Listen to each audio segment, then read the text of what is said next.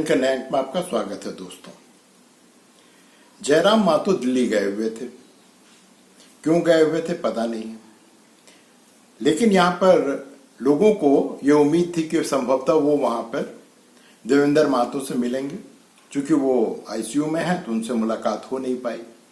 फिर वो दिल्ली लौट करके आए और यहाँ आकर के उन्होंने एक प्रेस कॉन्फ्रेंस किया। इस प्रेस कॉन्फ्रेंस की सबसे बड़ी खासियत ये रही दोस्तों कि यहाँ पर इन्होंने खुलकर हेमंत सोरेन पर, जो कि अभी झारखंड के मुख्यमंत्री हैं, उन पर उन्होंने व्यक्तिगत और राजनीतिक हमला किया और बड़ा खुल के हमला किया।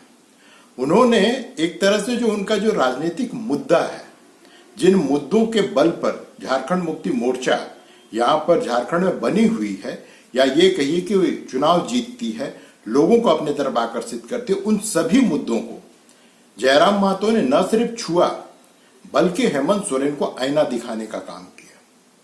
और ये बहुत बड़ी बात है। उन्होंने क्या कहा, मैं छोटे से एक क्लिप में आपको वो दिखाना चाहता हूं, उसके बाद हम उस पर विश्लेषण करेंगे कि आखिर जयराम महतो इतना खुलकर हेमंत सोरेन पर अटैक क्यों कर रहे हैं और इस तरह के अटैक करने से जो जयराम महतो हैं उनको क्या फायदा होगा और इसके राजनीतिक निहितार्थ क्या है। तो पहले दोस्तों आप उस वीडियो को देख लीजिए।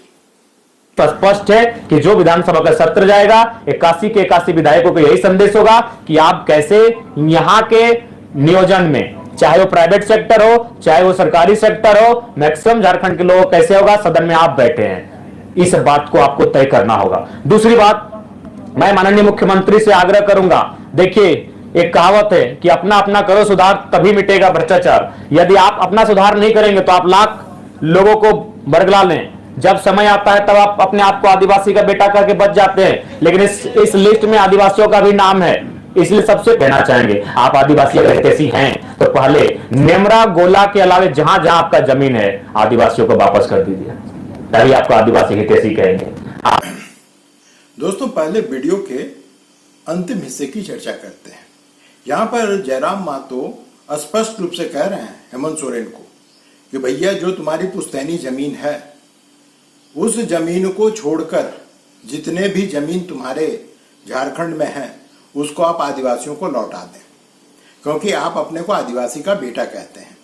अब पता नहीं हेमंत सोरेन कितना जयराम महतो की बात को मानेंगे, ये तो भविष्य बतावेगा। लेकिन दोस्तों ये भी एक सच्चाई है कि जो सोरेन परिवार है उस पर करीब 108 प्रॉपर्टी उनके पास में, 108 या 10 या 20 ऐसा ही कुछ है, 100 से ऊपर प्रॉपर्टी है जिस पर जांच चल रही है। और सोरेन परिवार कोई उद्योगपति नहीं है, तो प्रश्न तो उठता ही है और प्रश्न उठना भी चाहिए कि भाई आखिर आपके पास में इतनी प्रॉपर्टी, इतनी जमीन कहां से आई। लेकिन जब जयराम महतो इस मुद्दे को उठाते हैं तो वो कहीं ना कहीं हेमंत सोरेन के उस दुख तिरक पर उंगली रख रहे हैं जिसमें वो हेमंत सोरेन जो अभी जमीन घोटाले में फंसे हुए हैं उसके तरफ लोगों का ध्यान आकर्षित करना चाहते हैं। सोचिए दोस्तों कि यहां पर जब हेमंत सोरेन विपक्ष में होते हैं तो आदिवासियों की जमीन की लूट, यहाँ के खनिज की लूट, इन सब की बातें करते हैं। लेकिन जब वो सत्ता में आते हैं तो क्या उन लूट के खिलाफ, इन जमीन जो बाहरी लोग यहाँ पे हड़पते जा रहे हैं उसके खिलाफ कभी इनका मुंह खुलता है? मुझे तो याद नहीं है दोस्तों, कहने को हो सकता है किसी प्रेस कॉन्फ्रेंस में कभी कहा हो, लेकिन मेरी नजर में वो नहीं आया है। इसी के साथ दोस्तों उन्होंने जो पहले भाग में, जो आपने अभी वीडियो देखा, उसके पहले भाग में उन्होंने स्पष्ट रूप से जो प्रवासी मजदूर हैं और उनकी जो दशा और दिशा दूसरे राज्यों में है उस पर वो चर्चा करते हैं। वो कह रहे हैं, आह्वान कर रहे हैं पूरे विधानसभा के सभी विधायकों का कि भैया कम से कम इस पर आप ध्यान दें। आप ये जो बातें आप करते हैं, जो अभी नियुक्तियां हुई हैं उनके पत्रों को लहरा कर दिखा रहे हैं, सबूत के साथ दिखा रहे हैं कि भैया देखो हैदराबाद में अभी 4 दिन पहले मजदूरों की मौत हुई है, उसका लाश तक अभी तक घर नहीं पहुंच पाया है। और आप जो अफ्रीका से कुछ मजदूरों को आप यहाँ पर ले आए हैं, कल्पना सोरेन जाकर उनके साथ में फोटो खिंचवा रही हैं और आप जश्न मना रहे हैं। और जो देश के अंदर में जो मर चुके हैं उनकी आप उनकी लाश तक को जो है आप उसके घर तक पहुंचाने की स्थिति में नहीं है।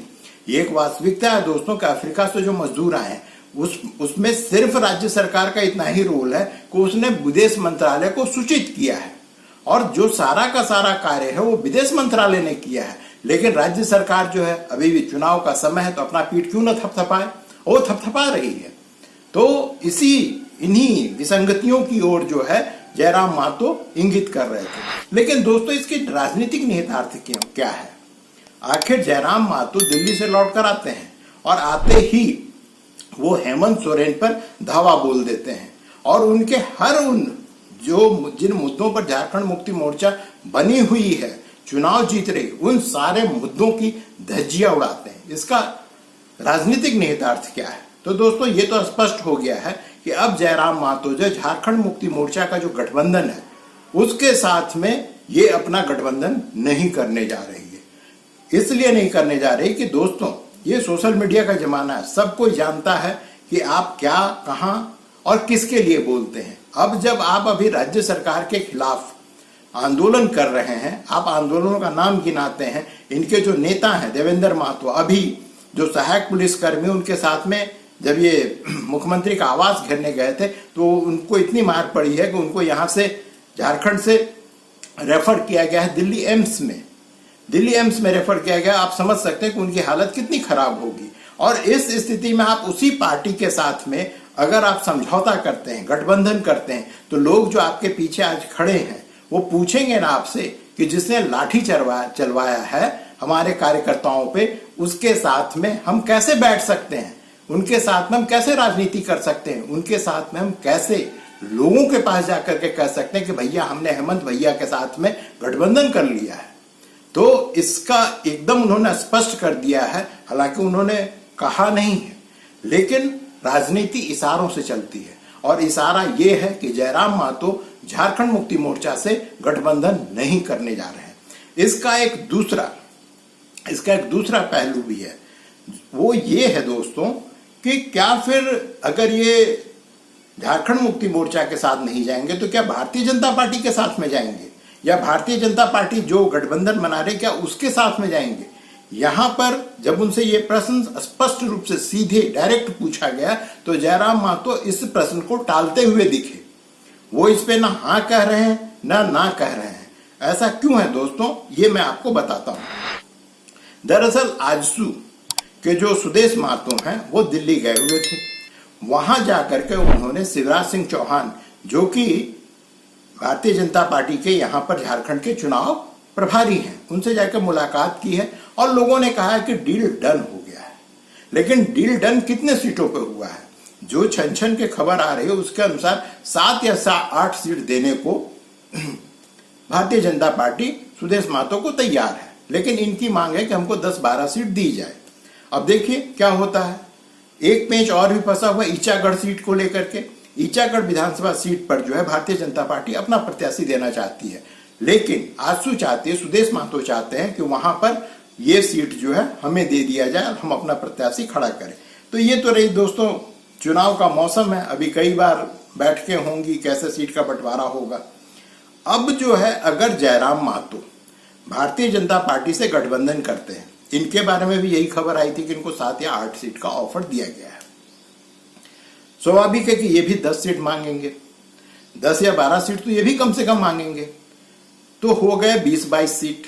इसी के साथ में जो सरयू राय है, जिनको कि मैं पिछले वीडियो में कहा था कि झारखंड को सुब्रमण्यम स्वामी है, ये पहुंच गए बिहार, नीतीश कुमार से मिले और ये अब ये चाहते हैं कि नीतीश कुमार की पार्टी जेडीयू झारखंड में चुनाव लड़े, विधानसभा का चुनाव लड़े और मैं उसमें अपने दल को मर्ज करवा करके मैं जेडीयू का नेता बन के यहाँ पे चुनाव लड़ूं। और वो भी यही चाहते हैं कि हमको भी 10-12 सीट दिया जाए। तो प्रश्न उठता है कि क्या भारतीय जनता पार्टी 82 सीट में से क्या 50 या उससे कम सीट पे चुनाव लड़ेगी? देखिए सत्ता के लिए तो कुछ भी हो सकता है, लेकिन क्या ये संभव है? तो स्वाभाविक है कि ये जो पूरा का पूरा बंदरबाट जो अभी सीटों का हो रहा है दोस्तों, ये अभी जब तक विधानसभा चुनाव की घोषणा नहीं हो जाएगी तब तक ये चलते रहेगी। और जयराम महतो अपना जो उनकी क्या सोच है या वो क्या करना चाहते हैं उसको अभी वो लोगों के बीच में, राजनीतिक पार्टियों के बीच में सार्वजनिक मंच पर खुलकर नहीं रखना चाहते हैं। और ये एक अच्छे राजनेता की पहचान भी होती है कि भैया पहले सब कुछ देख तो लो, उसके बाद में तय करो कि हमको किसके साथ में जाना है। इसी के साथ दोस्तों एक खबर ये भी आई, और जो जब ये प्रेस कॉन्फ्रेंस कर रहे थे तो उस प्रेस कॉन्फ्रेंस में एक पत्रकार ने पूछा भी कि क्या सरयू राय, क्योंकि बीच में ये भी खबर उड़ी थी कि सरयू राय जो है वो जयराम महतो की पार्टी में शामिल होना चाहते हैं। दोस्तों इसके बारे में जो जयराम महतो ने जवाब दिया, जिस शालीनता से जवाब दिया है, वो काबिले तारीफ है। उन्होंने कहा कि वो बड़े नेता हैं, हम लोग अभी युवा हैं और हम उनके साथ में उठ बैठ नहीं सकते हैं और वो ठीक भी नहीं लगेगा। तो एक तरह से उन्होंने सिरे से सरयू राय के साथ जाने की बात को, कवायद को सिरे से नकार दिया है। ये एक अच्छे मजे हुए राजनेता की पहचान होती है, और ये वाकई मैंने इतने कम उम्र में 30 साल उम्र का नेता इस तरह की दूर की सोच रखता हो, ये बहुत बड़ी बात है। इसी के साथ दोस्तों ये जो भी बंदर बांट हो रहा है, तो जयराम महतो हॉट केक बने हुए हैं। उनको वो सबको चाहिए आज के तारीख में। वो जो कहते हैं ना एक अनार तो है, जयराम महतो तो एक ही है और 100 बीमार हैं। हर पार्टी को उनकी जरूरत है। इसी क्रम में यहाँ पे जब से लोबिन हेम्ब्रम को, जैसा कि आपने सुना ही होगा, और जेपी पटेल को जो है उनकी जो विधायक की सदस्यता थी, विधायिका जो थी, विधायक जो है वो एमएलए थी, उनकी सदस्यता को खत्म कर दी गई है।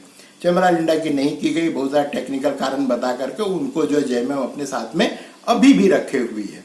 तो लोबिन हेम्ब्रम, सूरज सिंह बेसरा के पहल पे ही हो रहा है। एक थर्ड फ्रंट झारखंड में बनाने की कोशिश कर रहे हैं। उसमें जो है ओवैसी साहब की पार्टी भी शामिल होगी, और यहाँ पर झारखंड पार्टी और भी जो छोटी छोटी पार्टियां हैं वो सबके सब उसमें शामिल होकर के उन लोगों का कहना है कि जयराम महतो हमारी तरफ आ जाएं और हम लोग थर्ड फ्रंट बना करके चुनाव लड़ेंगे। तो यहाँ पर जयराम महतो ने इस बात को नकारा नहीं है, क्योंकि वो सूरज सिंह बेसरा का इज्जत करते हैं, उनको रिस्पेक्ट देते हैं, और वो बड़े नेता हैं, पुराने नेता हैं। हालांकि उनका दुर्भाग्य है कि जब से झारखंड का निर्माण हुआ वो कभी विधायक नहीं बन पाए। वो विधायक बने थे जब बिहार का विधानसभा हुआ करता था, उसमें विधायक बने थे, और लोगों ने उस समय इनको आंदोलन का इनको भी सुरूर था, बहुत सारे लोग थे। इन्होंने अपनी जो विधायक पद था उसको भी इन्होंने रिजाइन कर दिया। बेचारे को इतने कम दिन ही विधायक थे कि इनको पेंशन तक नहीं मिलता है। इनकी आर्थिक स्थिति के बारे में बीच बीच में सुनता हूँ, बड़ा ही खराब है। अब जो भी है, तो सूरज सिंह बेसरा ये प्रयास कर रहे हैं। वैसे जब सूरज सिंह बेसरा अच्छे आदमी हैं, लेकिन जो इनकी राजनीतिक कलाबाजी है वो भी किसी से छुपी नहीं है। यहाँ पर जो भी पार्टी है, झारखंड में जो भी पार्टी यहाँ पे राजनीति करती है, उन सभी पार्टियों में सूरज सिंह बेसरा गए, वहां उनको कुछ नहीं मिला, फिर वो लौट करके आ गए। अब चलिए फिर से वो थर्ड फ्रंट बनाने का प्रयास कर रहे हैं। तो थर्ड फ्रंट में जो सबसे बड़ी पार्टी होगी, मुझे लगता है जो सबसे मजबूत जिसकी दावेदारी होगी, वो होंगे जयराम महतो। अब जयराम महतो को तय करना है कि आप सत्ता के साथ जाना चाहते हैं, विपक्ष की जो मुख्य पार्टी है, मुख्य गठबंधन है, उसके साथ जाना चाहते हैं, या जो थर्ड फ्रंट बन रहा है उसमें आप भाग लेना चाहते हैं और उसके साथ में आप आगे बढ़ना चाहते हैं। अब ये जो है तय करना जो है वो जयराम महतो और उनके जो साथी हैं, ये उनका काम है। ये उनको सोचना पड़ेगा कि क्या जिस व्यक्ति को आप रिस्पेक्ट करते हैं, ठीक है, रिस्पेक्ट अपनी जगह, लेकिन राजनीति अपनी जगह होती है, और राजनीति में कोई भी कदम खुद के पार्टी और खुद का नफा नुकसान देखकर ही उठाया जाता है। अब देखिए जयराम महतो कौन सा कदम उठाते हैं, लेकिन उन्होंने एक चीज तो किया है, पत्थर तो उछाल दिया है पानी में, हलचल हो रही है। क्योंकि हर पार्टी, कोई पार्टी जो है आज के तारीख में इस स्थिति में कोई भी गठबंधन नहीं है कि वो दावे के साथ में कह सके। लोगों के बीच कहना बड़ी बात होती है कि हम जीत रहे हैं, हम बर्बाद कर देंगे, ये कर देंगे, लेकिन वास्तविकता ये है कि कोई भी गठबंधन आज के तारीख में स्थिति में नहीं है कि वो एक तरफा चुनाव जीत लेगी। और ये तो आपको पता ही है कि झारखंड में जब से झारखंड का निर्माण हुआ है, कोई भी राजनीतिक पार्टी, चाहे वो क्षेत्रीय पार्टी हो या राष्ट्रीय दल हो, किसी को भी कभी अकेले बहुमत नहीं मिली है। अर्थात यहाँ पे जो भी जीतेगा वो गठबंधन के रूप में जीतेगा, न कि एकल पार्टी के रूप में जीतेगा। तो देखिए दोस्तों क्या होता है आगे। जब कुछ होगा तो फिर मैं आपके सामने आऊंगा। तब तक दोस्तों वीडियो का आनंद लीजिए, शेयर कीजिए दोस्तों के बीच में, सब्सक्राइब कीजिए और आज के लिए आज्ञा दीजिए। नमस्कार।